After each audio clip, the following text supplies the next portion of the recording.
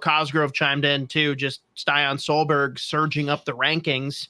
Not a guy that we've really spent much time on, Z. Anything you want to address with the surge here and where you kind of place him on the draft board?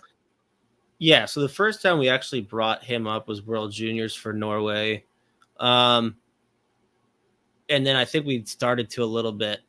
I think we did it here and there, like last couple weeks, just because like there was like he was starting to catch fire. But the World Championships, he probably got himself into the first round. Okay. Like I think there are plenty of teams that were looking at him and like you see the big mobile defenseman who is one of the most physical, meanest guys on the back end of this class available, playing in the pro league already.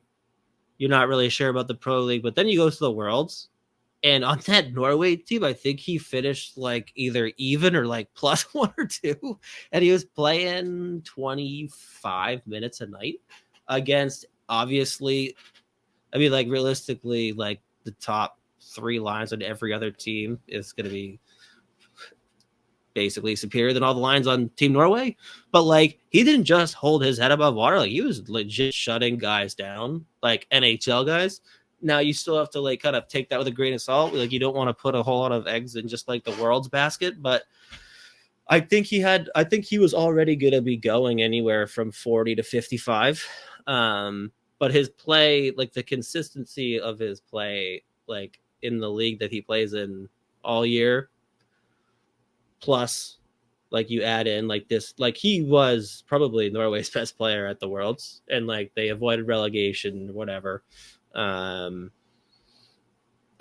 do think that he's like, and he might even be like close to the middle of the first round, because I know teams already loved him, and then you see what he did at the Worlds against NHL guys, and like not just hold his head above water, but like legit excel and like shut guys down.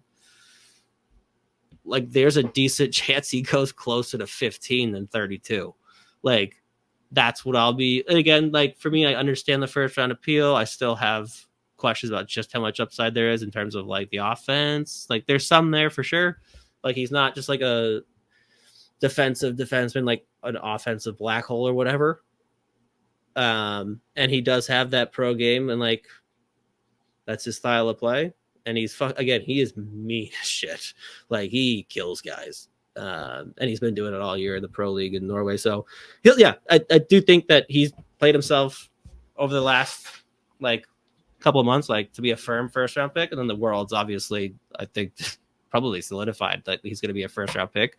Again, I'm more comfortable close like the 40, but I mean, even though it's not like we know how teams feel about like legit defensemen. So we'll see what happens there, but yeah, no, I get the appeal. And like, I don't think it's like an egregious thing to take in the first round, just not fair. I don't think I would do that.